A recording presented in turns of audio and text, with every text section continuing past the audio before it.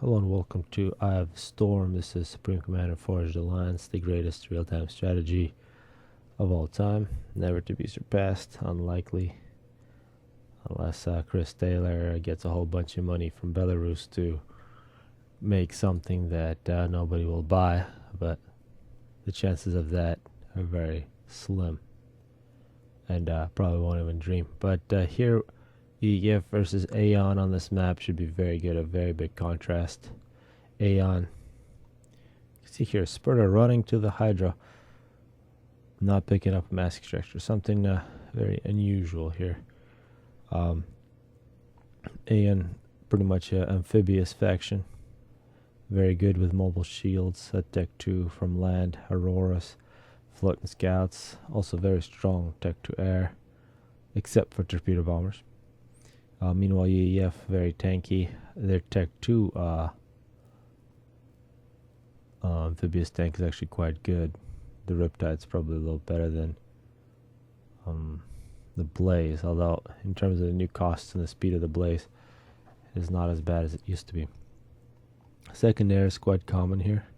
And we're seeing the ACU for Monopoly just running down very quickly. And it looks like the two ACUs are going to go to opposite ends. Also, grabbing the middle should be fairly easy for Spurdo, given that he's got the Auroras that can do it. Monopoly not even send. Actually, no, Monopoly is now going to send a fairly late engineer to the mid. Both players have plans here, some overlapping plans. One of them will fail for sure. And here comes a bomber, a little over 3 minutes into the game from Spurdo. And here a flare that doesn't have any kills but did shoot a mech marine. First kill goes to SirMonopoly's tank. And the scout coming out for Spurdo should be able to, and now he knows the position of the tank if you paid attention. But he's going to look for any engineers, and killing off expanding engineers on this map is very effective given the distances. It's a 10 by 10 map and the mass is very spread out. So the more spread out the mass is, the more effective is raiding. So these two mech marines and a scout are going to stay put. I'm going to wait for any expanding engineers. Oh, and Spurdo's ACU really changed the direction. Instead of going up, is going to go down. So he definitely noticed where Monopoly sent the ACU is going to get a battle going. As the bomber here doing absolutely crazy things. Oh, wow. Okay. That was some ridiculous bombing there by Spurdo. Yeah, a ranking of 1,000 doing that. Guess overall the skill level of people on FAF is quite high. I think the total number of games is lower than it was back in 2007, 2008 on GPGnet, but the average skill is still higher on FAF. Here, the early air battle. And maybe it's not even the skill, it's just the game is so much better. So for all the people who knew the game back in the vanilla times and during GPGnet, and they think they know what Supreme Commander is, it's so much different now. Same type of units, but all the stats are changed. So much more balance. The games look so much more different. So many more different strategies than just rushing Tech 3 air with restores or dropping the ACU Spurdo now.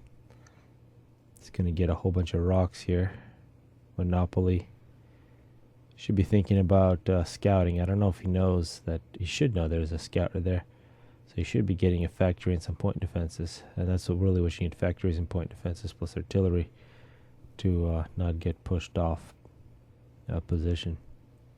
Much earlier Navy for Monopoly. He really has to do it because of the Aurora threat. And actually, the use of Auroras by Spurdo has been a bit disappointing. Meanwhile, these mech marines, I think, waited too long. Should have came in and tried to raid. Instead, Spurdo's Auroras are going to come in and clean up quite easily. And also nice work by the bomber from Spurdo, stopping the expansion.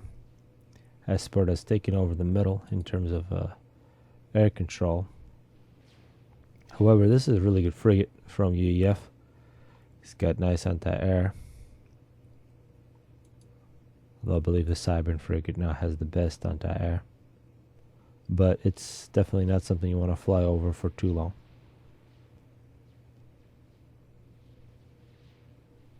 And we will get a battle going, but Spurdo seems to have numbers in the top corner. In terms of map control, definitely having the middle for Spurdo has given him an advantage. But Monopoly taking over the corner, this is really a big difference. Spurdo, meanwhile, getting more factors and thinking about the Hydra. Monopoly might be in a position to knock Spurdo off here. Going after the engineers. No point defense for Spurdo could be a bit of a disadvantage. In a direct battle like this, UEF definitely has an advantage with the tankier units. Up top, we got a stream of units. Auroras and a firing squad. Really no chance. Artillery though. If the Lobos weren't just blindly thrown in, they might have had a chance, but now Monopoly will regroup. And this is kind of what happens. Got to fight over multiple fronts. Spurdo will retreat. Monopoly will also play safe, get a point defense. As we're seeing first signs of Navy from Spurdo. He does have a torpedo launcher, but it looks like a much early, and actually going Tech 2. Very early Tech 2 Navy from Monopoly. And one thing we haven't really paid attention to is the upgrading. Monopoly has upgraded quite a bit. Spurdo, I don't see too many Tech 2 mask extractors, but the map control advantage that he's had because the middle has allowed him to stay quite even. And at 10 minutes, the reclamation 1500 for Spurdo Monopoly at only 800, which is quite disappointing. That's actually quite low. And Monopoly forgot to pick up 300 mass just sitting there. I was never a fan of this little dagger thing because it's not obvious that it's there, but it's definitely there, and you definitely want to get it. There's just free mass. There's 300 in each corner. And 2 Tech 2 mask extractors from Monopoly without even picking that up. Meanwhile, Spurdo just running everything over up on top, plus a drop coming in from Spurdo. He'll establish a base in the top corner. Already ahead slightly in terms of mass production, and a lot of opportunities to get a lot of free mask extractors. So what we're seeing is land versus Tech 2 Navy. And so far, land has been winning, although once this cruiser comes out, that will be very powerful Navy on this map. UEF cruisers, very effective as Monopoly continues to push. And here, this is actually a very weak position for Monopoly anywhere here. Any drops, there's just a single engineer here between his main base and where his ACU is. As the ore is going to come in, knock down a bunch of build capacity. Engineer is going to go run away. This is where having the frigates here would be very nice. And yet another wave of auroras from Spurdo. And here, instead of a pillar, Riptides on this map. Once you hit Tech 2 land with UEF, Riptides are very powerful. I would never even think about Mongoose. As engineers plus frigates combined. But a big loss of build capacity there for Monopoly. He's totally mass stalling, so that didn't really make too much of a difference. Spurdo also mass stalling. Spurdo also with Tech 2 Navy making Tech 1 and Tech 2 submarines. Still no Tech 2 mask extractors from Spurdo, but still ahead. But once this Navy comes out, now the cruiser is out here at 12 minutes, 30 seconds. Once this cruiser starts knocking down mask extractor, Monopoly will be in a fairly good position. And now with this Tech 2 force with the Mongoose and some pillars, I think he might be in a position to take over the top, although this is not beginning to look like a good looking base from Spurdo. Both players fairly low power for this stage of the game. And Monopoly getting an upgrade. This is Tech 2 engineering. And it's definitely mass stalling. And a big power stall for Spurdo. I'm not really sure why. He has a whole bunch of idle units just sitting at his base, not being used. He is going Tech 2 air. and his ACU is getting the guns. He's getting double gun. So gun versus Tech 2 on the bottom, as the Tech 2 Navy is in full effect. One thing about these two players, they're a little slow in using their units. They've built up all these units, and now it does look like these orders are on the move. They're going to support the ACU. So Spurdo's thinking about getting double gun and all this Tech 1, try to run Monopoly over. And with these submarines, actually, the sea might be very dangerous for Monopoly, even though he's got Tech 2 Navy. This is a cruiser. Cruiser is going to begin to knock down the factories, slowing down production. As the Tech 2 sub comes out, there's really nothing that Monopoly can do against that Tech 2 sub. You got a destroyer coming out. Monopoly needs to get that as soon as possible. Monopoly is now going to get kited. It could be in a bit of trouble. Spurdo definitely with a better upgrade, at least for now. Tech 2 is better if you have a lot more time. You can build up defense, but if you just get Tech 2 and you're facing the A on gun, you're going to be in trouble. So what we're seeing is should be a victory on the bottom for Spurdo, but a victory on the top for Monopoly. This land force here with all these mongoose, they just need to. It just should be a move order over here and forget. As the submarine will. I think he could have chased that cruiser. I think it's a missed opportunity for Spurdo. Cruiser went all the way back home, giving respect. So once again, what we're seeing, these players really not using their units to full effect. We're seeing these pauses. And that's one of the ways you can improve your game. Realize that as soon as a unit is made, it doesn't get better. You got to use it right away. That being said, don't use it blindly. But I think one thing these players have done, they have had scouts. They've had pretty good air, so they know what's going on. One thing that Spurdo hasn't done, he did have a transport, but he could easily drop this whole position. He had a big opportunity this entire game. It looks like Monopoly will just run away. Basically 1 point defense here, playing defense against a massive force, and Spurdo with the ACU. He can easily, he don't even need to do any micro, just a move order. Take that out, continue to go. Once again for Monopoly, move order. Take it all out, continue to go, follow up with engineers. You're in good shape. As the submarine force for Spurdo here, getting bigger. 2 subs against the 1 you have destroyer. You have destroyers not that good with torpedoes, but they do have massive health, so should be a fairly even battle. In terms of economy, dead even on mass. Significant advantage in terms of power. And Monopoly has been quite slow in grabbing mass extractors. And so we've seen the expected results as Monopoly is going to run back. So more Tech 2 mass extractors for Monopoly. At least 4 back at base, plus Tech 2 power, more Tech 2 power planned, and Tech 2 flak stationary. Not really a good unit, given that you can make mobile Tech 2 flak. As the submarines gonna put pressure on the destroyer, and this is what we're seeing. Submarines together, they do have that anti-torpedo solution. This destroyer is actually not able to hit him at all. A single sub would have not been able to do this, but no damage at all taken by these subs. This is where it is very necessary for you. You have to make the torpedo boats. A lot of build capacity shifted to the torpedo boat, but it looks like this destroyer will be killed as the ACU, SirMonopoly, looked like he was trying to reclaim those Tech 2 subs. Try to draw some of the fire. Maybe a good move. Monopoly will try to use the health of his ACU to save some of his more expensive units as a torpedo boat is out, and this is going to be really bad for Spurdo's submarines. It's a specialized unit.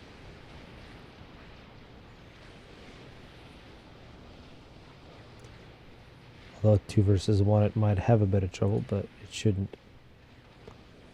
Yeah, it looks like it will take care of the problem.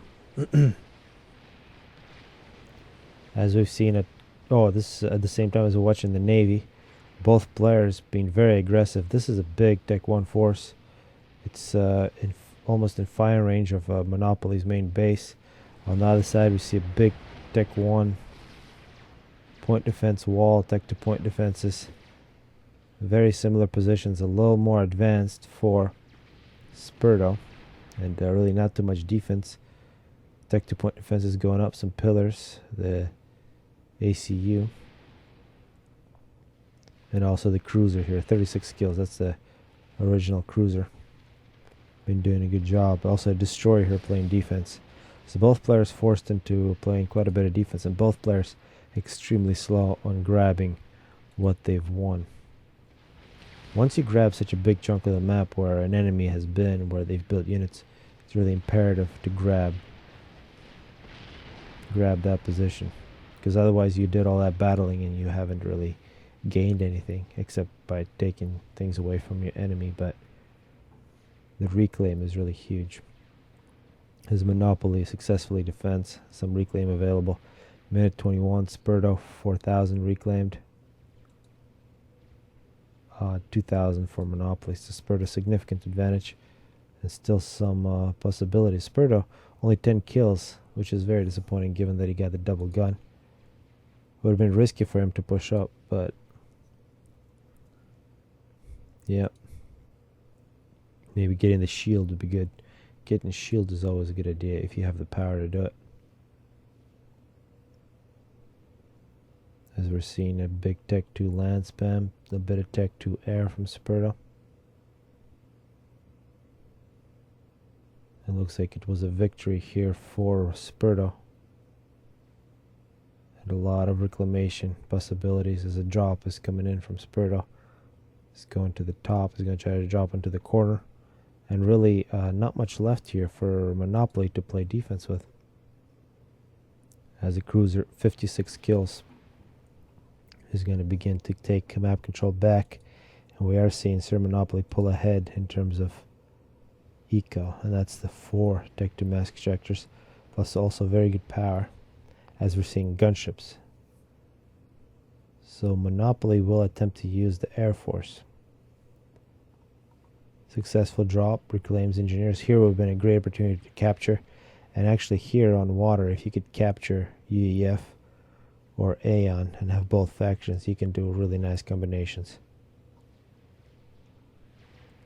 The gunships for Monopoly coming in. No flak,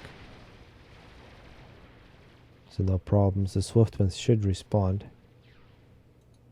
And one thing we don't want to forget is 2 destroyers for Spurdo, as Monopoly is not paying attention. This destroyer is outranged by Aeon. It needs to get close, and you can see the firepower. Aeon extremely potent against stationary targets, so you really got to keep moving against it. If you don't move, you're gonna die, and that's a disaster now for Monopoly. Lost a very big navy, 62 kills on the cruiser, and this cruiser needs to run away somewhere, as we got yet another Tech 1 assault from Spurdo on the left side, but this time a lot of Tech 2 units here, plus the ACU for Monopoly. Getting straight Tech 2 mask extractors with his ACU, and total devastation up on top. Nothing but air units. Good attack from Monopoly. 5 kills on one gunship, 6 on the other. He will continue. One thing we've seen in this game is a lot of empty space on this map. A lot of opportunities, as we're seeing missiles missing for Monopoly.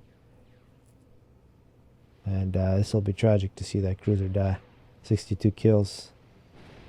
And there it goes. The second cruiser is out, but really here. Torpedo, nope, this is a bad idea. And gunships.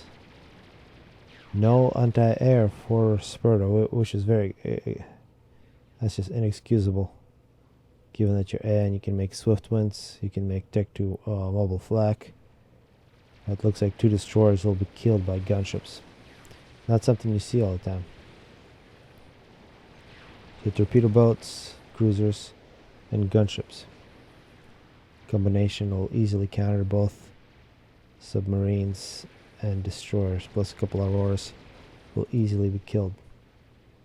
And this is a very good looking Tech 3 sonar from Spurdo. It gets total coverage of the water. Tech to Engineer pushing up for Spurdo. He's thinking of making some tech to point defenses, and the lack of tech to flak for Spurdo is very disappointing, given that he's had tech to land for quite a while. Spurdo is going to be sitting under a shield, tech to point defense, and Obsidian's moving up. As these gunships now 8 kills, 10 kills, 7, 17 on one of them. Swiftwinds are coming in, and here finally some flak for Spurdo. Good micro from Monopoly to save his ships. And yet another draw. The gunships needs to come back. And that's the advantage of the gunships. On a map that's this spread out, if you micro them, they will take care of you. Some flak in the middle. Something to avoid. This could be a tragedy for these gunships. They took some fire there. It looks like they retreated very quickly. Really, this middle can be easily taken out by the cruisers. But just so slow for Monopoly grabbing these mass extractors. If he's grabbed those, he would be in a very big advantage. But he hasn't. Mobile missile launchers. Interesting. And stationary tech to flak. So Spurdo doing some funny things. Spurdo is a lot more build capacity now on the Swiftwinds. He might be in a position to grab air control back as long as he avoids the cruisers. It looks like the Navy for Monopoly is moving to the corner. And these gunships will be taken out by the Swiftwinds. It's a possibility to see an air fight here, as Monopoly's cruisers are slowly taking over the map. It does have a significant advantage now in terms of mass production.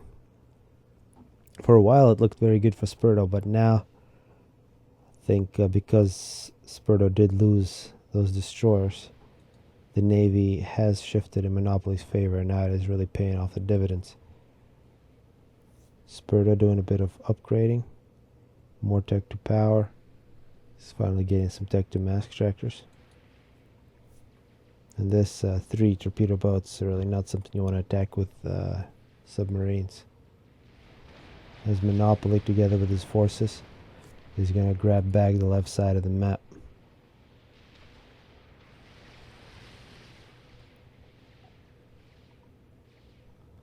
Some more Auroras moving in. I don't really think these have much of a chance to do anything up on top. It might slow Monopoly down, but all they'll really do is feed these units. You can see how the Navy for Monopoly operating in 2 groups. One of them is kind of lazy, but it's torpedo boats plus cruisers. Torpedo boats plus cruiser. This cruiser covering the top corner. It would be nice to move this one a little further up, or at least put it to work to grab the middle. No excuse to have the middle for Spurdo. One more aerial assault coming in from Monopoly. This flak might get quite a few kills.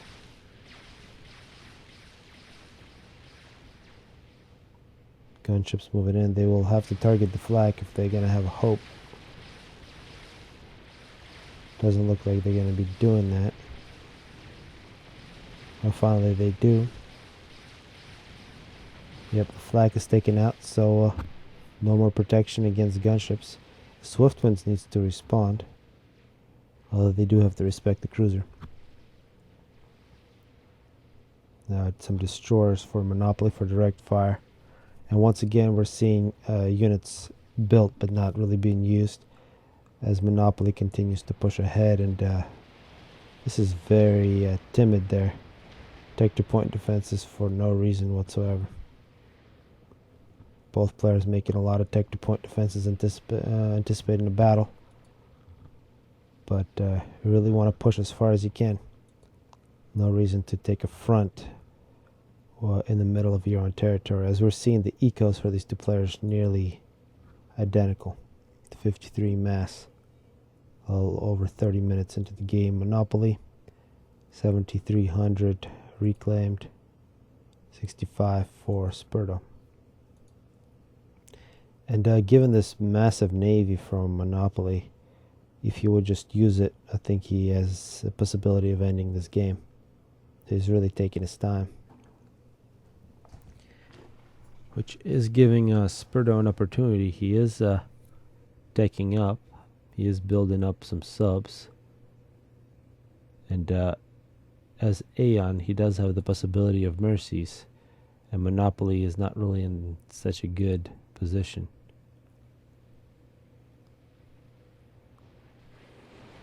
Submarines versus torpedo boats. Once again, it's fairly even, but torpedo boats should win.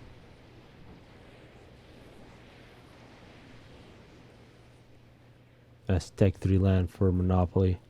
Titans making its first appearance from back at base, and now some Perseus as well. So Tech 3 land on the field. So make things very difficult for Spurdo. Tech 2 Navy and Tech 3 land up top. ACU on the bottom. And what we're basically seeing is Monopoly taking a very long time. Let's see if he'll be made to pay for that, as we're not going to see Tech 3 air from Spurdo. He's also getting a little more power. Tech 3 air with a restore could be nice, but this Navy is really a big problem. It's a very nice combination of cruiser and torpedo torpedo boat. Really, the only way to beat it is with destroyers, and destroyers were taken out by gunships. A drop coming in, as Spurdo saying that it is not looking good for him. Also very nice to see both players utilizing Tech 3 sonar, as we're seeing a drop, successful drop from Monopoly. They'll clear out the middle. Spurdo saying it's just got worse. Yeah, Spurdo really hasn't had anything go well for him, and the only reason he's still in the game is that Monopoly's been a little bit slow. Transports once again on the case. Actually, still a lot of reclamation, a lot of free mass extractors. The simple ways of improving your game is doing those little things, not letting free mass go to waste. Because imagine both players, big mass problem, so they definitely have the capacity and the power to utilize mass. And this is the type of economy you want to have when you're reclaiming it. That reclaim gets turned into units immediately, as we're seeing some Tech 3 power, something that's really not that necessary for Monopoly, but it is nice. Successful drop. These are the units that took care of the middle, have been dropped off, but they will have to respect Tech 2 point defenses, and that is kind of sad. Percy is nice, but it's when you get a suicidal commander. Although here it's got the range, took out the Tech 2 point defense. We're taking out the Tech 1s. There's a very timid Navy is finally moving in from Monopoly. And we could probably bet that nobody will drop into the middle, because Monopoly doesn't like mass extractors. And actually here Monopoly with a couple of mercies. It looks like total air control so far by Spurdo. If you would take a couple of mercies along the side, Tech 2 flak is a bit slow. It's good against gunships. You get mercies around and end the game. And that's really something that Spurdo should be thinking about, how to end the game, how to hit the ACU, which is very much unprotected. Monopoly anticipating a missile snipe. And he is correct. Spurdo was thinking about cruise missiles. It looks like those were spotted and will be countered, as Monopoly is finally moving in his Navy, which will wipe out anything that's left. Percy, 19 kills. Methodically taking out Spurdo's base. No more Navy for Spurdo. And I think that window opportunity for a mercy snipe has passed.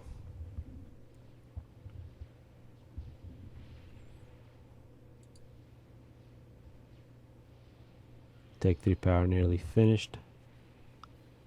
And Tech 3 Navy for Monopoly. That's crazy. Percy continues to move, 32 kills, pretty much one shot, one kill. And Spurdo is calling a GG. He really has nothing left. More Percy's put into the front lines. And Spurdo has nothing but a whole bunch of cruise missiles, a shield, some T2 point defenses. And once this Percy takes care of the main base, you can see Spurdo had no power. And after 40 minutes, SirMonopoly takes the victory. Hopefully people enjoyed this one. Hello and welcome to Setons Clutch. This is Supreme Commander, the greatest real-time strategy ever. And in this one we got the undisputed greatest player on Setons ever, Zoc. He got that title by beating Cytherea about 2 years ago, back when you can still consider Setons players to be good. But since then, when Zoc came, beat her from beach. I believe he had Orange Cybern, she had Seraphim. Really destroyed any illusion that Setons were good, kind of relegated them to the level of Thermal. But in this one he's playing from Rock against Zablanc. In this game we got a couple of Setons veterans, Sind and VMC. They're going to be holding down the Rock air spot on the bottom side. On top we got 3 players who play quite often together, Ball, Zoc, and Benluk, but they usually don't play Setons, so this should be interesting. See if Benluk can hold up against VMC in air. It's definitely a question. In the middle they look like they threw some noobs. I mean, Nimir, I've never seen this guy before, and I have no idea what he's doing back on Setons and on FAF. Haven't seen him for a long time. He's a total noob. And Rage, who I haven't seen before, but he could be a Smurf. Of course, I do remember Nimir making huge ecos. Yeah. Zoc, no air factory yet. He's going after the Hydra. He's sort of neglecting the rocks. He picked up 1 rock. Meanwhile, we're seeing Zablanc second air. So the beach player with a much earlier air factory, which might mean that the island play might be a little more interesting. It's always a question how quickly you get the air. It looks like a lot of upgrading now for Zoc, and he's just starting the air factory. So Zoc going for a very heavy eco build there. An interceptor from Zablanc coming out. His Rage is walking around. He did his engineers much later, so it looks like Nimir is going to get a lot more mass for his bottom side. These 2 Mech Marines need to come in and kill this NG. If they don't, so far they're just running by, and they're going to go after the Artie. Artie will run away. That's one of the luckiest engineers in history, as we're now seeing bombers from Zablanc with the interceptor spotting. Zoc is going to make some interceptors, but it looks like it will be total air domination. Let's see if we see a transport soon from Zablanc. This engineer is still alive, amazingly. So Nimir here picking up a lot of the mass. Nimir's already got 7,200. I imagine Rage only 3,000. 4,000 advantage, huge advantage for the bottom side. As Sid looks like he's going to take his island on a post. Meanwhile, we do see air domination, but nearly 4 tech-to-mask structures, and this was Zoc decided to turn these rocks straight into tech-to-mask structure by neglecting his early airplay. Let's see if that works out for him. In terms of economy, you can see he's way ahead of Zablanc, but he is putting himself in danger here, as Zoc is moving out to the ocean with the ACU, so that's also interesting. And one thing about Zablanc, instead of taking air control, he's making a lot of bombers. Still not, he's going to take to air. Okay, so things are very strange. In terms of the air battle so far, the eco battle, it looks like VMC is significantly ahead. Not surprisingly, he did get a lot of mass, and Sint also with a huge economy, given that he got the boost. So this is all because of Nimir. And Zoc will be very happy to find there's still nothing on the island. It's a big missed opportunity. As oh wow, this is some brutal bombing. Zot getting bombed hard. So eco versus aggression with it's interesting. Zok sending his bombers, his air to the island instead of protecting his main base, and that's where Zablanc is playing defense. But he's still got a huge economy, so this is not really a big loss. You can see these tech-to-mass projectors popping up everywhere. Rage, in contrast to Namir, also seems to have a higher score, but he really got a lot less mass, so this probably won't last. And you can see in terms of eco, Namir is slightly ahead in terms of mass, but not too much power. And Zok actually could be in a position to out-tech everybody here. If he grabs the island, it'll really be a gift from Zablanc if Zok gets the island, and I think he's in a good position to do that. He's got interceptors at the island. The transport, and this is a Tech 2 transport. Yeah, this is Tech 2, and it's going to be Tech 2 transports non-stop. Send.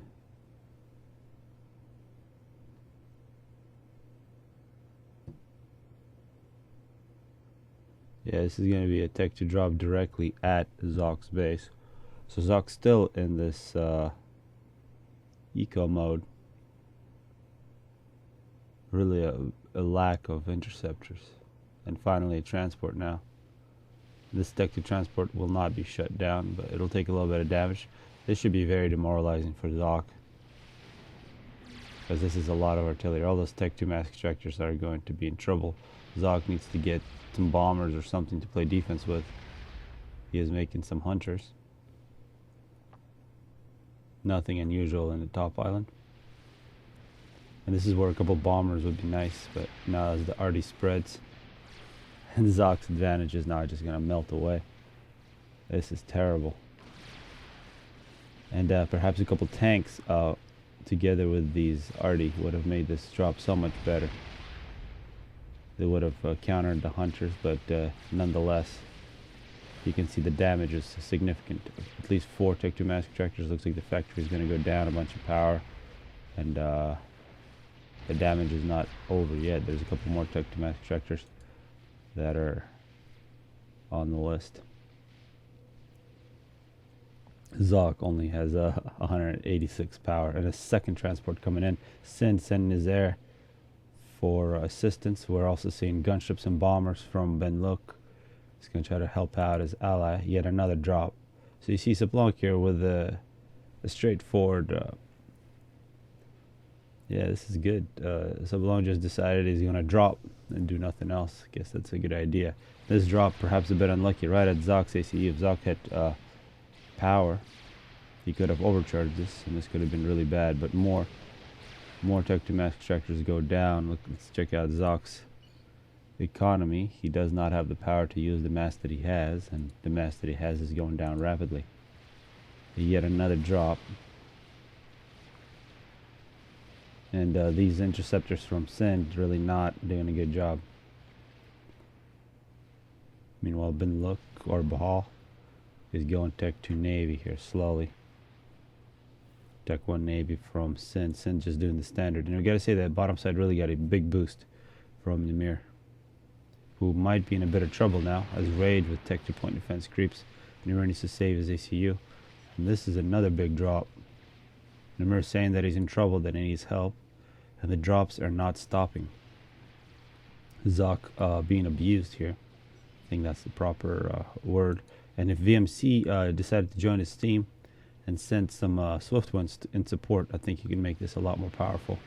Ben Luk is now beginning to lose some of his mass extractor. Another drop as Namir, and really no excuse to get killed by Tech 2 point defenses in the middle of the map. Namir dies. Let's see if there's give or not. Sometimes these players might not play with give, so this could be a huge loss, really for no reason. So far I don't see the give. It looks like it is going to be given to VMC. VMC with gunships to the middle. He was going to save his ally, but wasn't given enough time. Big scouting from Hall, as we're seeing the Ukrainian flag here. You got the yellow and the blue is slowly disappearing. So eventually it'll be all yellow or green. Binlook also experiencing some difficulties as his gunships are on the case. And this is where you gotta say it sucks that, oh wow, a gunship from Binlook. And Tech 1 mask extractor still. This is really great to see. This is awesome to see. Of course, Zog's still making more masks than Zablanc.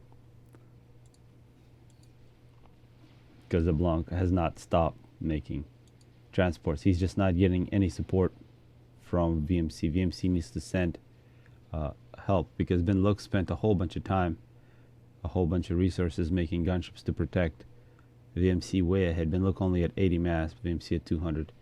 He could really maximize the effectiveness of Zablanc's drops. Zablanc's still at 26. Yeah, people need to play like Zablanc. It's risky, but especially with a little bit of help from allies, it's very effective. I think Zog learned a lesson there that it's not always SimCity.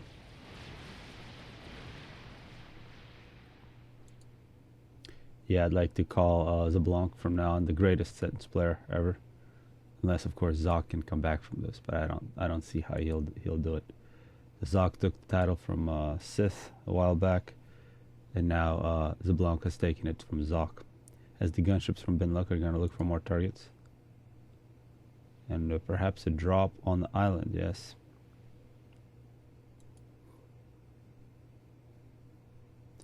See if Zog ever plays Setons again after this.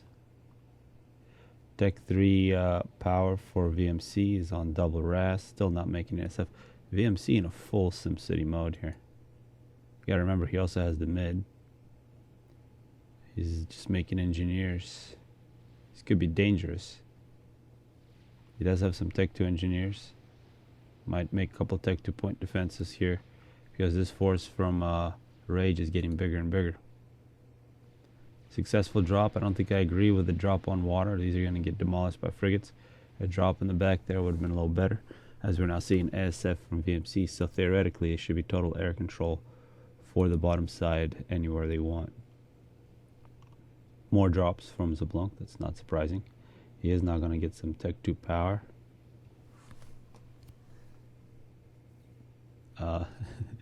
No, nothing. Nothing but Arctic from Zablanc.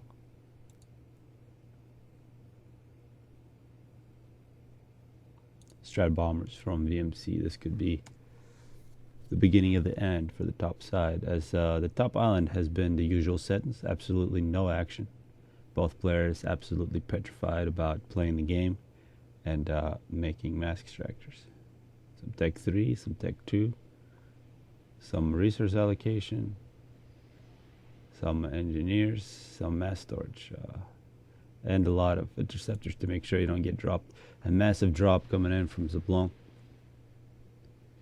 This time he's going to get the cover of Strat bombers and ASF. There's some veteran transports here. Still doing a good job. Believe now Binlook is going to move his ACU in position where he might, now he's going to go into the pond. I thought he wanted to look at the Strat bombers himself. As Zog is now beginning to get bombed here, minute 16. And some torpedo bombers just in case he thinks he can hide in the water. And now we do see the situation that was predicted. More yellow than blue. Zog does not have a base except this little island. As Sind is gonna help out in the middle with his navy to try to stop any attacks to the mid. Cyber Navy very good at that. As Auroras from Binlook have come in, they try to counter the artillery, and Zog is the second player to die. This is now 3v3. These torpedo bombers, perhaps they can go in and take out Binlook.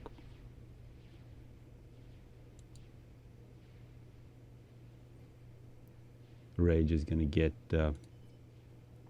all the stuff from it. We got to say everything was started by Nimir and Rage. Rage doesn't look like he knew what he was doing. He did not give his team the mass, so that could be one excuse, but the absolutely 100% eco build from Zoc. Not something that you want to do. Two transports fly past each other. That's not the best place to drop. As Ben Look is going to try to grab back the position on rock. It looks like VMC is going to set his sights on Ben Look's base, who's at Tech 3. So Ben Look is rushing Tech 3. He doesn't have any Navy, but he's going to have a battlecruiser and a shield very soon. Has a Tech 2 Navy from Sind. And Sind is extremely good with his Cyber Tech 2. He's got a very good sense of the distance. But if he would have came just a little earlier, it would have been a lot better for him, because now this battlecruiser has got the same range as the destroyers, but does not miss, and a lot more firepower, plus 25,000 health on this versus only 7,000 on a destroyer. And you can see the dodging action. He's making the destroyers miss a lot.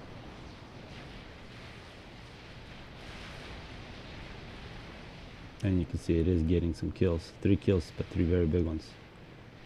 As Hall's base is taking a lot of damage. This is where a couple shields for this battlecruiser would have been really nice. And a destroyer comes out as well. See, Bahal is actually doing a pretty good job protecting his battlecruiser. But I think the next volley of shells will take it down.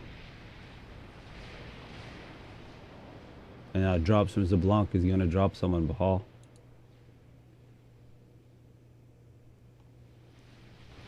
And oh yeah, this is Tech 3. Trying to drop a Tech 3 AA. Restores from Ben Look. And that's what happens. Tech 3 Navy does have the capability of killing navies very quickly. It does appear that Bahal survived. He's also going to get a lot of wrecks. So things aren't exactly over. Rage is still quite strong in the middle.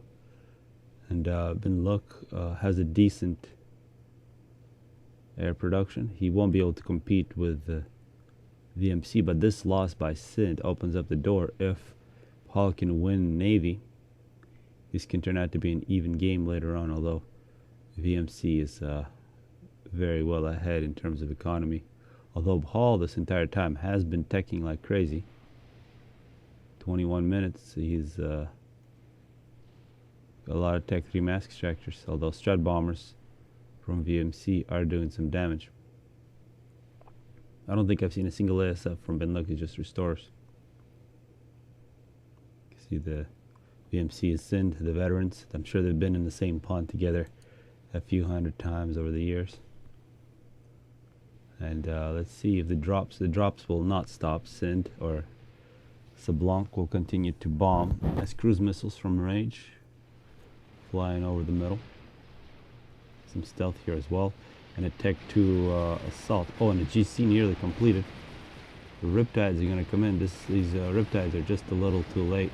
I think if they would have came a little earlier, they could have killed all the engineers, but this GC is likely to be finished. It's really a battle for... Oh, will they... Okay. Amazing that this actually happened. All the 3 more engineers are going to come in and finish the job. But you can see it's less than a percent left. The 3 engineers will complete the GC. That GC will be very difficult to counter for Rage. It's finally a Navy from Sablanc, and another massive drop. Although this time they're going to be dropping on some blazes over flak, and that's a Omni and Restorers from Ben Look. So drops no longer really going to be that powerful unless VMC goes in. And VMC is playing by the book. He knows he can win this air battle, but he realizes there is no reason to win it, because all it will do is just feed Ben Look mass. So very important to know when you want to win the air battle or any kind of battle. That way you can capitalize on what you get. Because it's winning battles, winning random battles doesn't win you the war. Battleships from Sind And let's see how quickly you have a battleship from Bahal. In the past there was a lot of battlecruiser spam, but it looks like it's just 2 battlecruisers. And then battleships, and eventually of course battleships are the important units because they do have the range, with UEF having the longest range, plus shields should have a significant advantage. This is the original battlecruiser that saved the day for Bahal. Bahal significantly ahead in terms of mass, but Sind having the island in theory should catch up and overtake, as we do see a GC rolling through the middle. It'll take a lot of firepower to take that down. Rage making tech 3-point defenses. Perhaps the gun on this ACU will be nice. There's also an anti-nuke here, so a lot was invested in the middle. Plus restorers not coming in, and there's a lot of T2 flak here as well. It'll take combined firepower of all these units to take down that GC and perhaps a couple of overcharges. But this will force a fight from VMC. This is where you do want to fight. For obvious reason, you want to minimize the damage from the restorers to the GC. And actually the GC will be turned back. VMC does not want to fight over the flak, and Ben Luck makes the right choice. He does not follow. He wants to stay next to his flak. Also next to these cruisers. So both sets of players want to get the battle going on their own side. And you can see strategically the effect was that VMC had to turn back with his GC not taking the risk. And one of the reasons he did that, because he's got a much easier option of taking the GC through the water. He does not need to use the GC defensively. He knows he can wait a little bit and throw the GC through the water up the coast. As the number of battleships continues to increase for Sind. And this is where mixing rules are so important. If Sind was allowed to get shields, his navy will be a lot more powerful. This is really the advantage that UEF do have.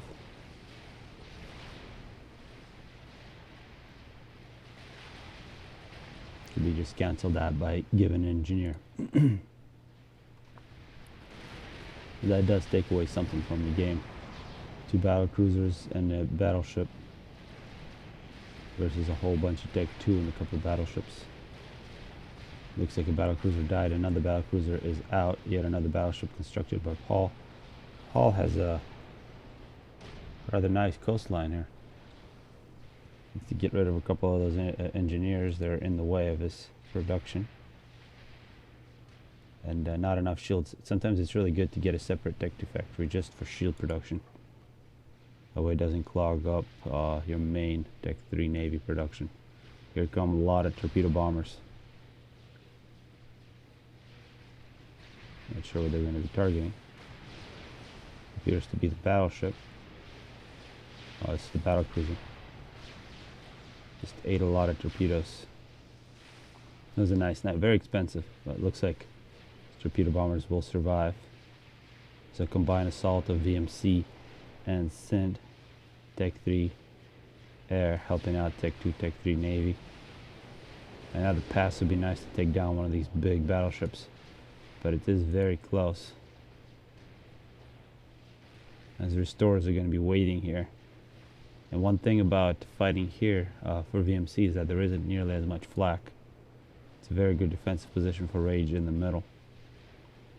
As we're now going to see Riptides from Rage are going to come in and do damage. Riptides are very good against slow firing units.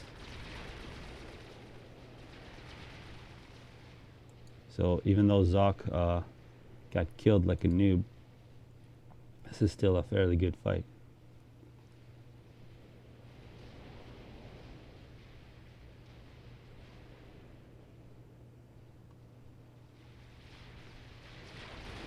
And the Riptides here sacrificing themselves, giving Paul just a little more time. Sind is now even with Paul in terms of mass production. He still has this island with Tech 1 mass constructors. Not a lot of defense there either. It's maybe a bit surprising. We got a stealth generator in the water, plus an anti-nuke. And support commanders for Sind. They're seeing a secret submarine here in enemy waters.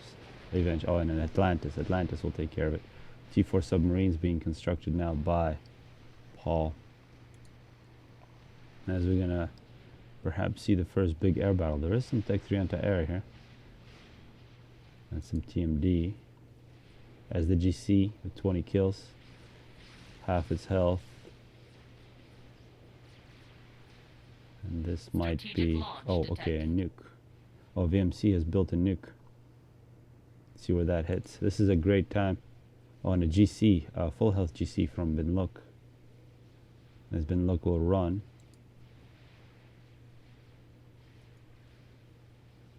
See where this nuke goes.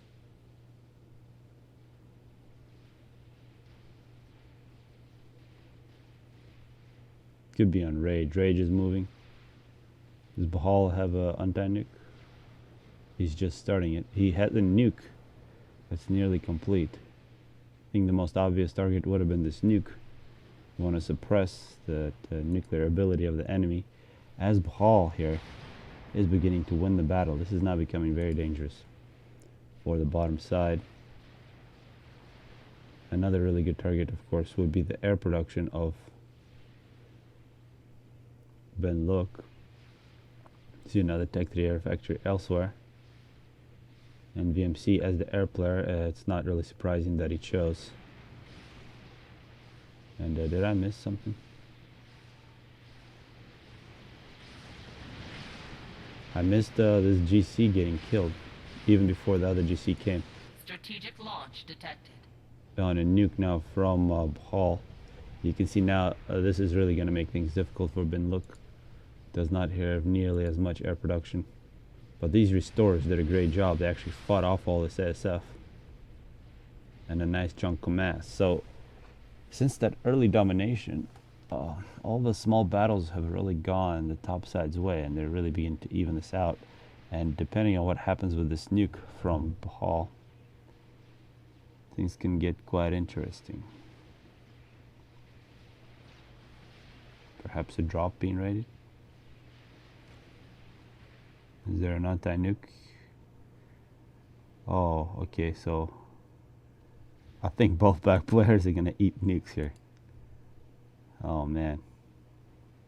This question is it gonna hit the air production? Or is it gonna hit the nuke? It's gonna hit all this Tech 3 power. A really well placed nuke. It hit everything. Oh my god, from Zabunk. Oh, okay, so this is now interesting. There's still advantage for the bottom side, but it is very hard to tell what will happen because you gotta say Sind here is in danger. The EF Navy in late game is better than Cybern. Cybern do have a very good window opportunity, but if they don't take it, they're liable to die, especially when you have such an advanced force. These battleships do have the range, and these are both almost dead. Torpedo bombers should take care of it in Atlantis, so... Okay, so it's actually not as powerful as I thought, because those are very big veterans. But now we do have a GC in the middle. Something not to forget. Zablanc here, I think he thought the game was over. Hasn't really done much. He needs to start making more. He's been making cruisers, which should put it pressure and win middle, because he has allowed Binlook to rebuild. Actually, let's check out the kills on these nukes. This nuke got 307, and this nuke is dead. It was absolutely devastating. And VMC now, 12,000 power. Binlook and Bahal here together have huge amounts of power. Paul at 25,000. So Sind on the bottom side, I bet he is power stalling now. No, he's not power stalling, but he's close to power stalling. They really neglected power. Now it's torpedo bombers.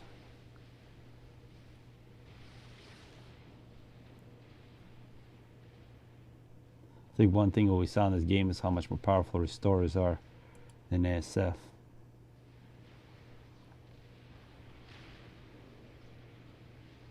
Multiple Atlanta and battleships and shields a massive torpedo bombers coming in. They have to break through the shields before they can do any damage. Let's see what they're actually going to be attacking. See the health on one of these, 44,000. Looks like they took out the battlecruiser. 50,000. And the damage on one of these torpedo bombers for one pass is a little under 500. So 1,000 passes per unit here. As they just get, those torpedo bombers just get demolished. And oh my god, this is now getting very close. VMC is still in control to a certain degree, but he needs to rebuild.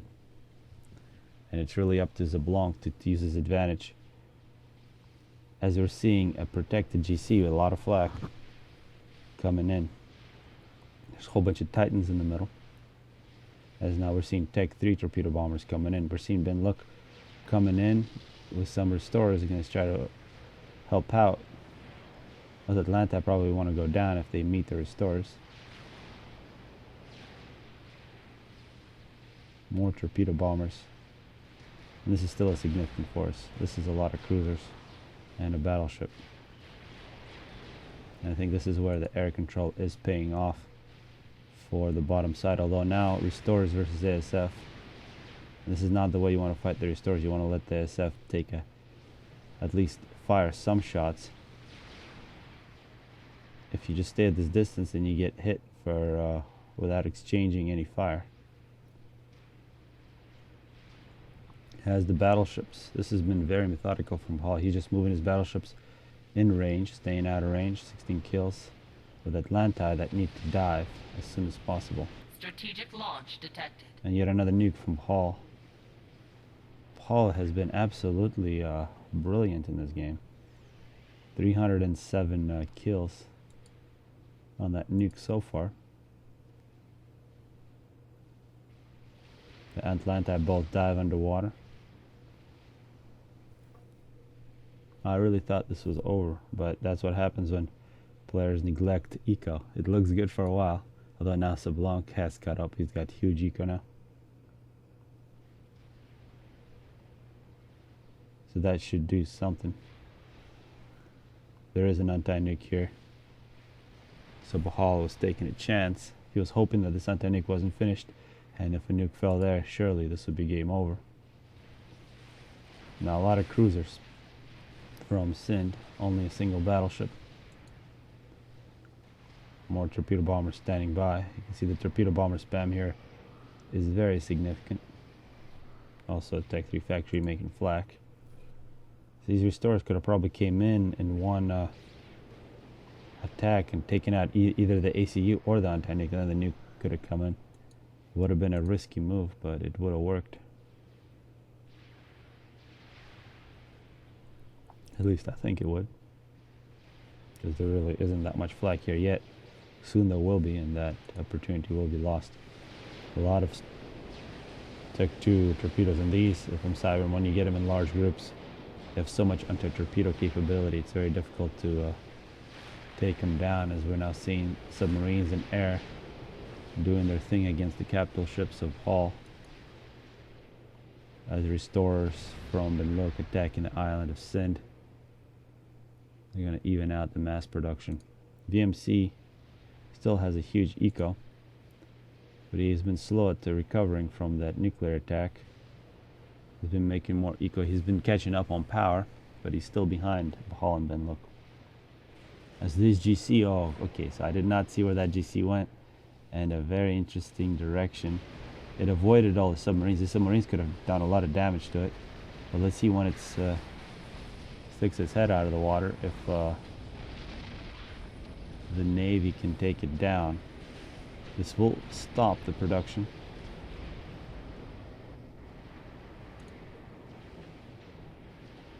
And now this is very dangerous. You see support commanders standing by. This GC is really pretty much full health. Torpedo bombers are going to target it. Great move. Ben Look and Bahal here. Absolutely dominant. It looks like some of those torpedo bombers hit something else, as this GC is just going to rack up kills. Oh, and unfortunately, oh, my heart stopped there for a second. I thought this replay broke, and I was just been like, oh god.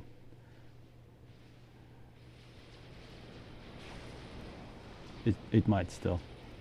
So if there's wood, you gotta knock it. Finally, this should take care of things. Really, Bin Look should not have been allowed to recapture that position. And Mercies, oh yeah, this is good. VMC not panicking, realizing he's got air control, sending in a lot of Mercies. This will kill the GC, but the naval production for Sin has been disrupted to a very high degree. And finally, we're going to see this battle. Restorers versus ASF. ASF finally taking some shots. This is probably not the place where VMC wanted to have this battle. He wanted to have it over a little bit of flag, but he's forced. The GC comes out of the water. There was a bunch of support commanders, and oh, okay, that's a fake Sind. Sind messing around, naming a support commander, Sind. As this battle between ASF and Restorers is very, very close. Support commanders dying, Mercies flying in. As you're going to see, the Restorers try to provide air cover for the GC. And it appears that the Restorers have won. I'm sure a big reason for that is that so many Mercies were made in terms of ASF. VMC retreats. And now this anti-nuke is going to be in... Oh, it's going to be in huge trouble. Two ACUs sitting in the water, and of course the anti-nuke, the obvious target. Things are absolutely collapsing for the bottom side. Is there a nuke? Not yet, but soon. I think it'll be finished before. This is where these flag needs to really make their presence felt. And Restorer is absolutely dominant in large numbers, and you can't say one unit is better than another. It's all about the relative ratios and different numbers. Ben Lucas has had so much success with Restorers, he forgot about his GCs just sort of hanging out.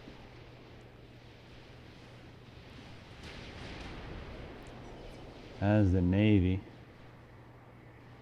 is coming to Strat Bombers now. Strat Bombers from VMC. He will go for the kill. Strategic launch detected. VMC, the veteran, realizing that things need to be wrapped up, sent the straight chain of Strat Bombers into the position where he knew the AC was most likely. It kills Ben Luck. So this is where being a veteran is good.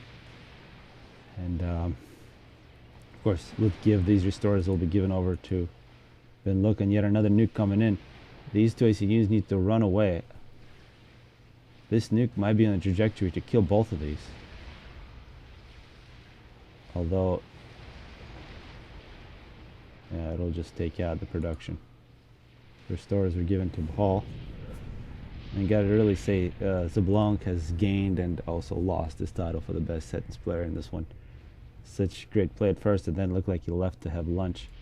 Forgot to tech, really didn't do much. All these bases here should not be in existence, given that total naval control from the bottom.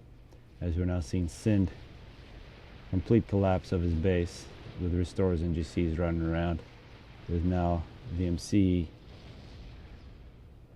and Sind, who has decided to take the name off of his ACU. And yeah, now the Restorers are going to continue to go to work. They'll wipe out VMC's base. I really gotta say, I did not anticipate this. And good luck killing Bahal here. The snipe will not work. Bahal going crazy with nukes. He's got at least 3 launchers. He's got an anti-nuke. Very good looking base. I've seen his base a little while ago. It's just getting better. And he was really close to dying there. And once again, the lesson, once you get your advantage, you got to take it as soon as possible. Because if Sind would have attacked slightly earlier, I think he would have knocked Paul out of the water. as the restorers continue to demolish. Tech 1 anti-air. This is Tech 3 anti-air. So this could be good in Awasa from Zablanc. That's probably not going to do much.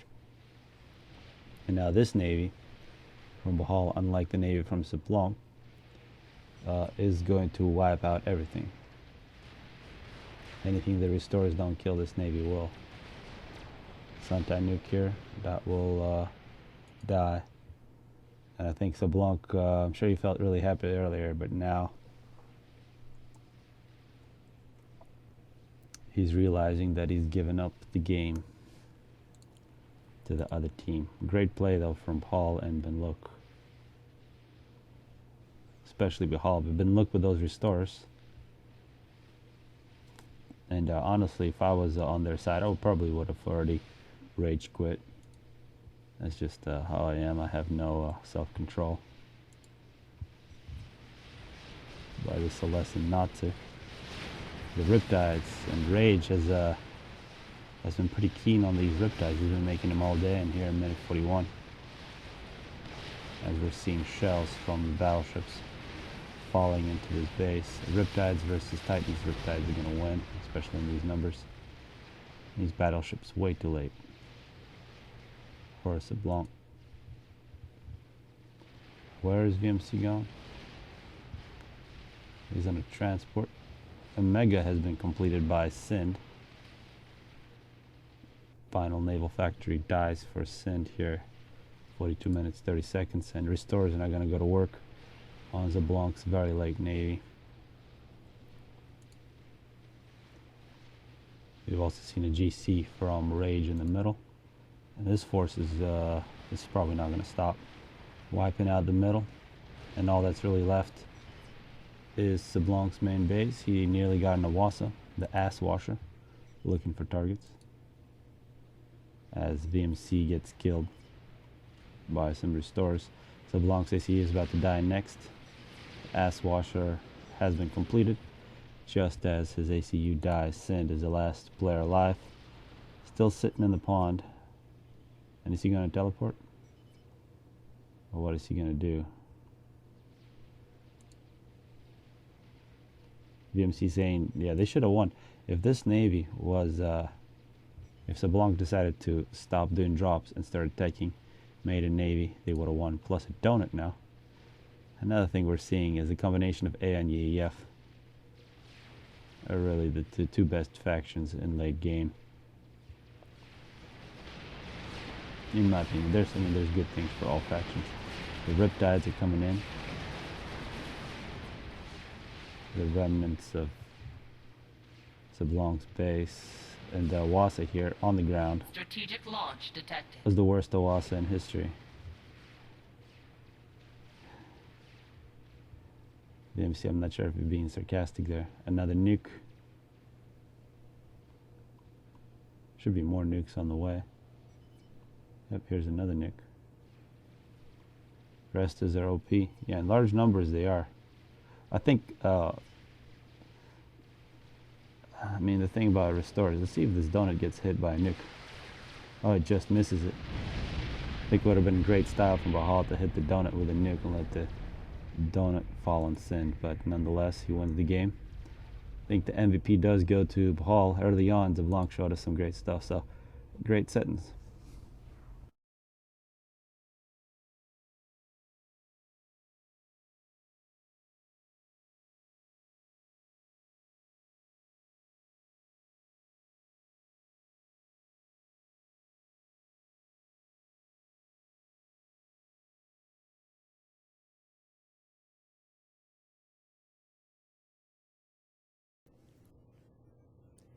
Gusev. It is already dark. It will soon be night. Gusev, a discharged private, half rises in his bunk and says in a low voice, "Do you hear me, Pavel Ivanich? A soldier in Sukhon was telling me. While we were sailing, their ship bumped into a big fish and smashed a hole in its bottom." The individual of uncertain social status whom he was addressing, and whom everyone in the ship infirmary called Pavel Ivanich, is silent as though he hasn't heard. And again all is still. The wind is flirting with the rigging, the screw is throbbing, the waves are lashing, the bunks creak. But the ear has long since become used to these sounds, and everything around seems to slumber in silence. It's dull. The 3 invalids, 2 soldiers and a sailor, who are playing cards all day, are dozing and talking deliriously. The ship is apparently beginning to roll. The bunk slowly rises and falls under Gusev as though it were breathing, and this occurs once, twice, 3 times. Something hits the floor with a clang. A jug must have dropped. The wind has broken loose from its chain, says Gusev, straining his eyes. This time Pavel Ivanitch coughs and says irritably, 1 minute a vessel bumps into a fish, the next wind breaks loose from its chain. Is the wind a beast that it breaks loose from a chain? That's what the Christian folks say. They are as ignorant as you. They say all sorts of things. One must have one's head on one's shoulders and reason to it. You have no sense. Pavel Ivanitch is subject to seasickness. When the sea is rough, he is usually out of sorts, and the merest trifle irritates him. In Gusev's opinion, there is absolutely nothing to be irritated about. What is there that is strange or out of the way about that fish, for instance, or about the wind breaking loose from its chain? Suppose the fish were as big as the mountain, and its back as hard as a sturgeon's.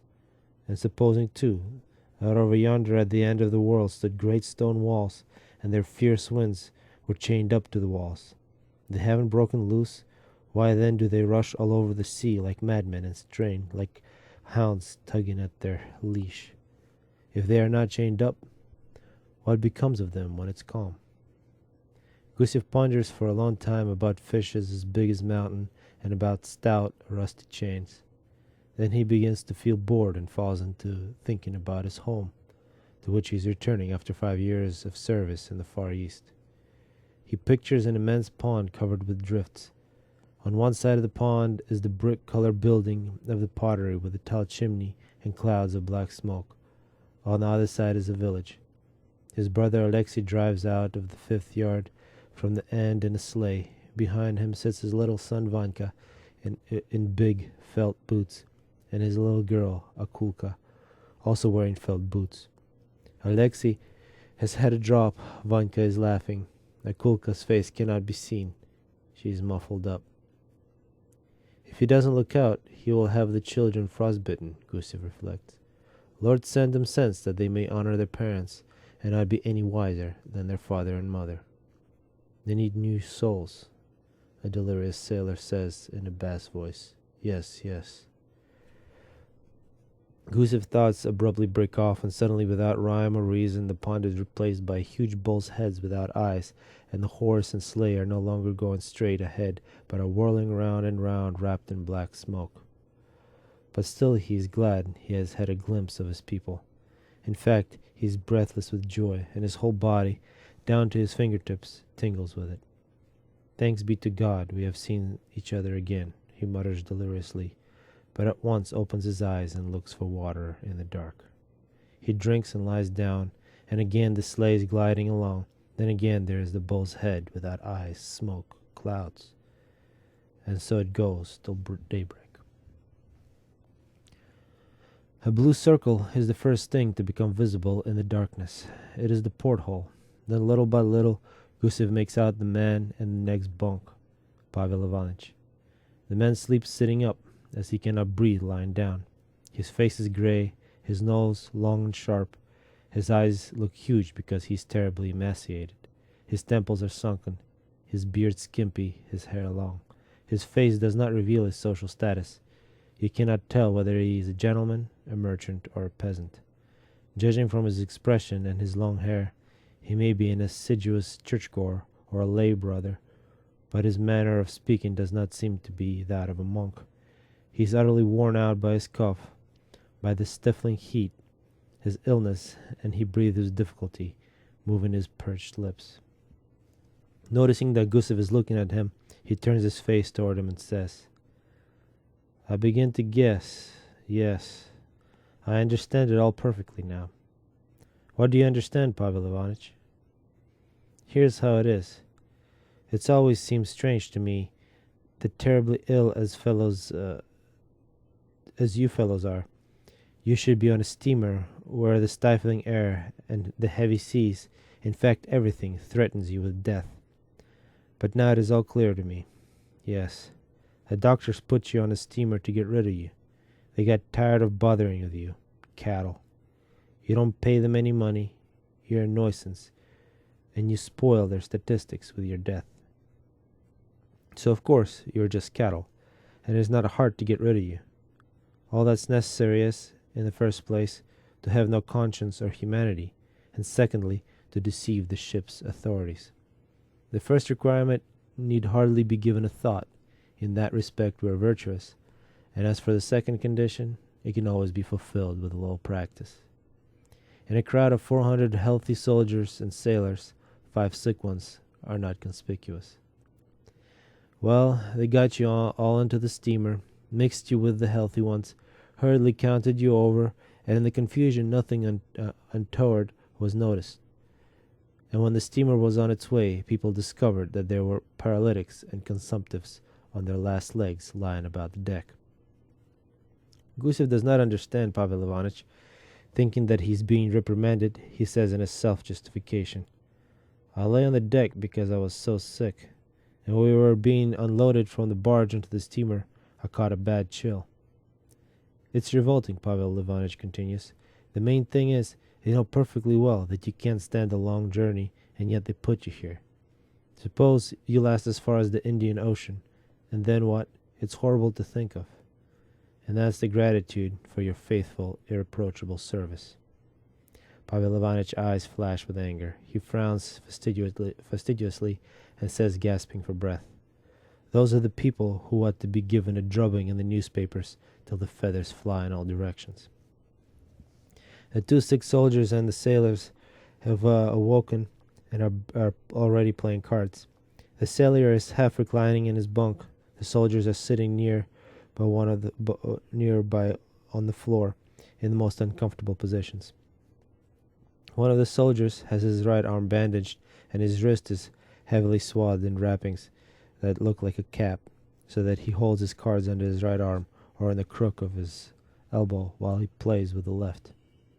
The ship is rolling heavily. It is impossible to stand up or have tea or to take medicine. "Were you an orderly?" Pavel Ivanitch asked Gusev. "Yes, sir, an orderly." My God, says Pavel Ivanitch and shakes his head sadly.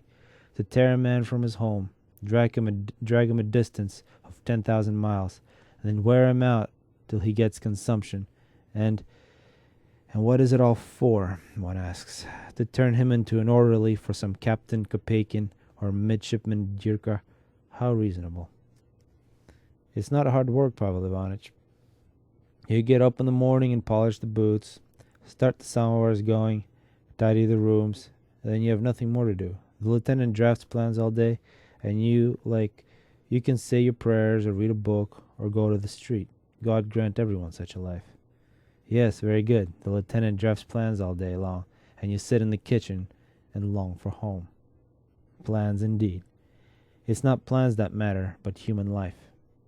You have only one life to live, and it mustn't be wronged. Of course, Pavel Ivanitch, a bad man gets no break anywhere, either at home or in the service. But if you live as you ought and obey orders, who will want to wrong you? The officers are educated gentlemen. They understand. In 5 years I have never once been in the guardhouse, and I was struck, if I remember right, only once. What for? For fighting. I have a heavy hand, Pavel Ivanitch. 4 Chinks came to our yard. They were bringing firewood or something, I forget. Well, I was bored, and I knocked them about a bit. The nose of one of them, damn him, began bleeding. The lieutenant saw it all through the window, got angry, and bucks me on the ear.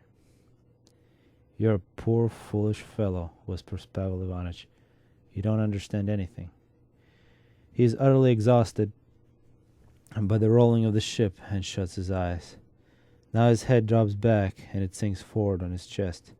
Several times he tries to lie down, but nothing comes of it. He finds it difficult to breathe. What did you beat up the 4 Chinks for?" he asks after a while. "Oh, just like that. They came into the yard and I hit 'em." There is silence. The card players play for 2 hours, eagerly swearing sometimes, but the rolling and pitching of the ship overcomes them too. They throw aside the cards and lie down. Again Gusev has a vision. The big pond, the pottery, the village. Once more the sleighs gliding along. Once more Vanka is laughing, and Akulka, the silly thing, throws open her fur coat and thrusts out her feet, as much as to say, "Look, good people, my felt boots are not like Vanka's. They're new ones." "Going on 6, and she has no sense yet," Gusev muttered in his delirium. "Instead of showing off your boots, you had better come up and get your soldier uncle a drink. I'll give you a present." And here's Andron with a flintlock on his shoulder, carrying a hare he's killed. And behind him is the decrepit old Jew, his sidechick, who offers him a piece of soap in exchange for the hare. And here's the black calf in the entry, and Domna sewing a shirt and crying about something. And then again the bull's head without eyes. Black smoke. Someone shouts overhead. Several sailors run by. It seems that someone bulky is being dragged over the deck. Something falls with a crash. Again some people run by. Has there been an accident? Gusev raises his head, listens, and sees that 2 soldiers and the sailors are playing cards again. Pavel Ivanitch is sitting up and moving his lips. It is stifling. You haven't the strength to breathe. You're thirsty. The water is warm, disgusting. The ship is still rolling and pitching. Suddenly something strange happens to one of the soldiers playing cards. He calls hearts diamonds, gets muddled over the score, and drops his cards. Then with a frightened, foolish smile, looks around at all of them. "I shan't be a minute, fellows," he says, and lies down on the floor. Everybody is nonplussed. They call to him. He does not answer. "Stepan, maybe you're feeling bad, eh?" the soldier with the bandage arm asks him. "Perhaps we had better call the priest, eh?" "Have a drink of water, Stepan," says the sailor. "Here, brother, drink."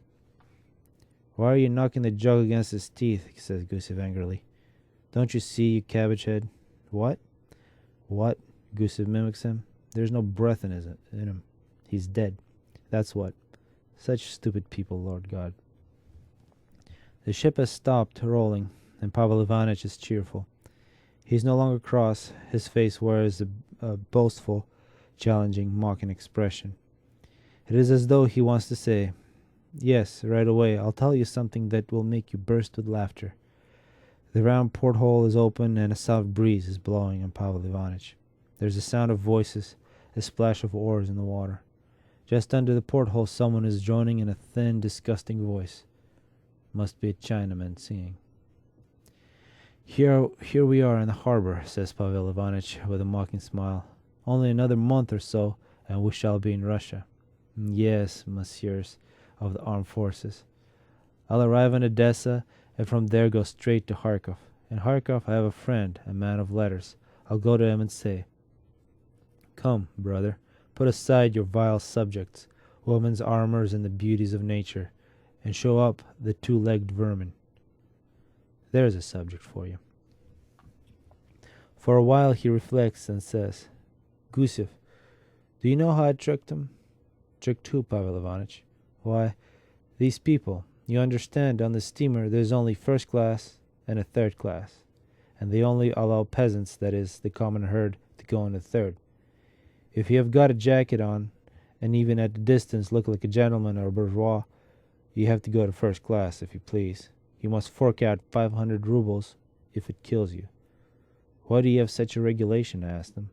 "Do you mean to raise the prestige of the Russian intelligentsia thereby?" "Not a bit of it. We don't let you simply because a decent person can go to third class. It is too horrible and disgusting there." "Yes, sir. Thank you for being so solicitous about the decent people's welfare. But in any case, whether it's nasty there or nice, I haven't got 500 rubles.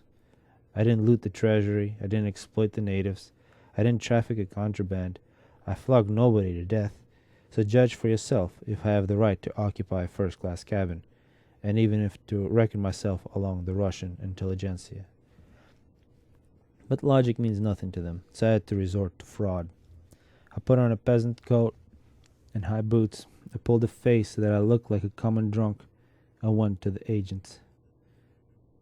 "Give us a little ticket, Your Excellency," said I. "You're not of gentry, are you?" asked the sailor.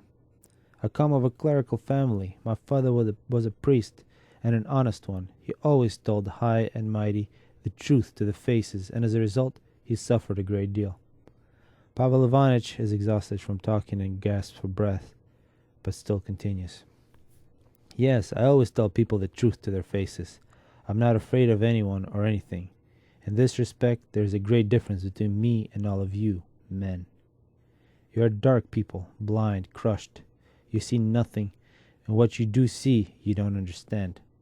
You are told that the wind breaks loose from its chain, that you are beasts, savages, and you believe it. Someone gives it to you on the neck, you kiss his hand. Some animal in a raccoon coat robs you and then tosses you a 15-kopeck tip, and you say, 'Let me kiss your hand, sir.'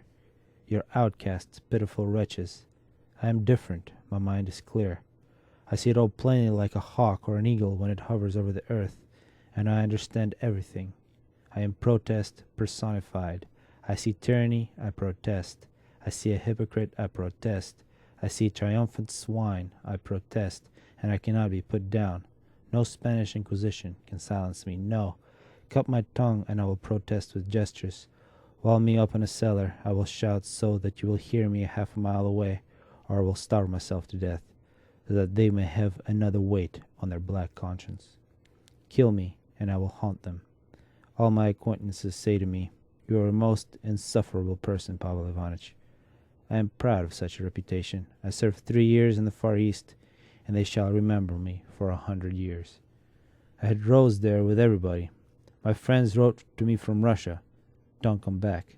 But here I am going back in spite of them. Yes, that's life as I understand it. That's what one can call life." Gusev is not listening. He is looking at the porthole. A junk flooded with dazzling hot sunshine is swaying on the transparent turquoise water. In it stand a naked Chinaman holding up cages with canaries in them and calling out, "It sings, it sings." Another boat knocks against it. A steam cutter glides past. Then there is another boat.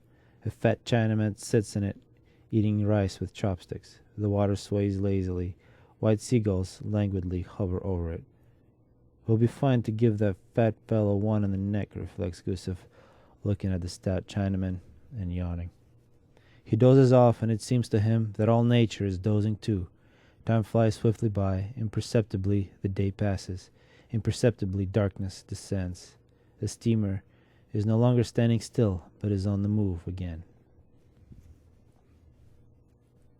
2 days pass. Pavel Ivanitch no longer sits up, but is laying down.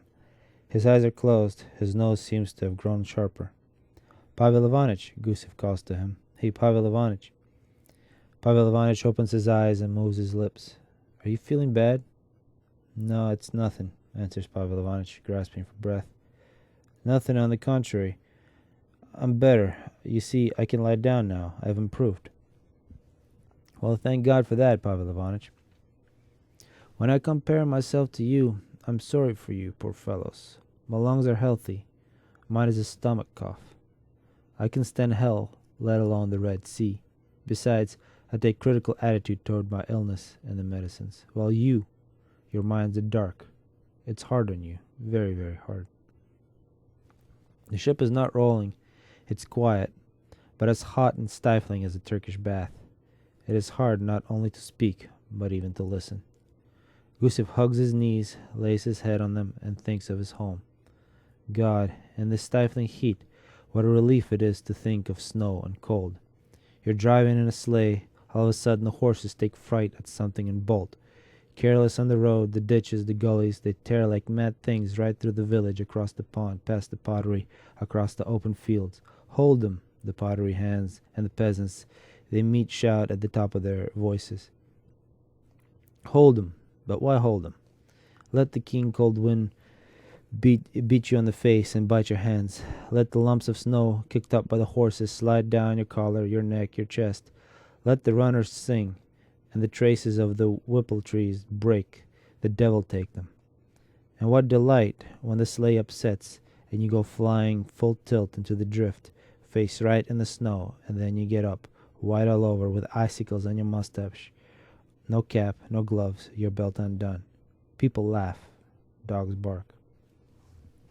Pavel Ivanitch half opens one eye, fixes Gusev with it, and asks softly, Gusev, did your commanding officer steal? Who can tell, Pavel Ivanitch? We can't say. We didn't hear anything about it. And after that, a long time passes in silence. Gusev broods, his mind wanders, and he keeps drinking water. It is hard for him to talk and hard for him to listen, and he is afraid of being talked to. An hour passes, a second, a third. Evening comes, then night, but he doesn't notice it. He sits up and keeps dreaming of the frost. There is a sound as though someone were coming into the infirmary. Voices are heard, but 5 minutes pass, and all is quiet again. The kingdom of heaven be his, and eternal peace, says the soldier with a bandaged arm. He was an uneasy chap. What? Asked Gusev. Who? He died. They have just carried him away. Oh well, mutters Gusev, yawning. The kingdom of heaven be his. What do you think, Gusev? The soldier with the bandaged arm says after a while. Will he be in the kingdom of heaven or not? What do you mean? Pavel Ivanitch. He will. He suffered so long. Then again, he belonged to the clergy, and priests have a lot of relatives. Their prayers will get him there. The soldier with the bandage sits down on Gusev's bunk and says in an undertone, You too, Gusev, aren't long for this world. You will never get to Russia. Did the doctor and nurse say so? Asked Gusev. It isn't that they said so, but one can see it. It's plain when a man will die soon. You don't eat, you don't drink. If you got so thin, it's dreadful to look at you. It's consumption, in a word. I say it's not to worry you, but because maybe you would like to receive the sacrament or anointment. And if you have any money, you had better turn it over to the senior officer. I haven't written home, Gusev sighs. I shall die and they won't know. They will, the sick sailor says in a bass voice. When you die, they will put it down in the ship's log. In Odessa, they will send a copy of the entry to the army authorities, and they will notify your district board, or somebody like that. Such a conversation makes Gusev uneasy, and a vague craving begins to torment him. He takes a drink. It isn't that. He drags himself to the porthole and breathes the hot, moist air. It isn't that. He tries to think of home, of the frost. It isn't that. At last, it seems to him that if he stays in the infirmary another minute, he will certainly choke to death. It's stifling, brother, he says. I'll go on deck. Take me there, for Christ's sake. All right, the soldier with the bandages agrees. You can't walk. I'll carry you. Hold on to my neck. Gusev puts his arm around the soldier's neck, and the latter places his uninjured arm around him and carries him up. On the deck, discharged soldiers and sailors are laying asleep side to side. There are so many of them, it's difficult to pass. Get down on the floor, the soldier with the bandage says softly. Follow me quietly. Hold on to my shirt. It is dark. There are no lights on deck or on the masts or anywhere in the sea around. On the prow, the seaman on watch stands perfectly still like a statue, and it looks as though he, too, were asleep. The steamer seems to be left to its own devices and to be going where it pleases. Now they'll throw Pavel Ivanitch into the sea, says the soldier with the bandage, in a sack and then into the water. Yes, that's the regulation. At home, it's better to lie in the earth. Anyway, your mother will come to the grave and shed a tear. Sure. There is a smell of dung and hay. With drooping heads, steers stand at the ship's rail. 1, 2, 3, 8 of them. And there's a pony. Gusev puts out his hand to stroke it, but it shakes its head, shows its teeth, and tries to bite his sleeve. Damn brute, says Gusev crossly. The two of them thread their way to the prow, then they stand at the rail, peering. Overhead there is deep sky, bright stars, peace and quiet, exactly as at home in the village. But below there is darkness and disorder. Tall waves are making an uproar for no reason. Each one of them, as you look at it, is trying to rise higher than all the rest, and to the chase crush its neighbor. It is thunderously attacked by a third wave, that has a gleaming white mane and is just as ferocious and ugly. The sea has neither sense nor pity. If the steamer had been smaller, not made of thick iron plates, the waves would have crushed it without the slightest remorse, and would have devoured all the people in it without distinguishing between saints and sinners. The steamer's expression was equally senseless and cruel. This beaked monster passes forward, cutting millions of waves in its path. It fears neither darkness nor the wind, nor space, nor solitude. It's all child play for it. And if the ocean had its population, this monster would crush it, too, without distinguishing between saints and sinners. "Where are we now?" asked Gusev. "I don't know. Must be the ocean. You can't see land." "No chance of it?" "They say you'll see it only in 7 days." The two men stare silently at the white phosphorescent foam and brood. Gusev is first to break the silence. "There's nothing frightening here," he says. "Only you feel queer, as if you were in a dark forest. But if, let's say, they lowered the boat this minute, and an officer ordered me to go 50 miles across the sea and catch a fish, I'd go. Or let's say, if a Christian were to fall into the water right now, I'd jump in after him. A German or a Chink, I wouldn't try to save. But I'd go in after a Christian." "And are you afraid to die?" "I am. I'm sorry about the farm. My brother at home, isn't steady. He drinks. He beats his wife for no reason. He doesn't honor his father and mother. Without me, everything will go back to wreck and ruin. And before long, it's my fear that my father and old mother will be begging their bread. My legs won't hold me up, brother, and it's stifling here. Let's go to sleep." Gusev goes back to the infirmary and gets into his bunk. He's again tormented by a vague desire, and he can't make out what it was that he wants. There is weight on his chest, a throbbing in his head. His mouth is so dry that it is difficult for him to move his tongue.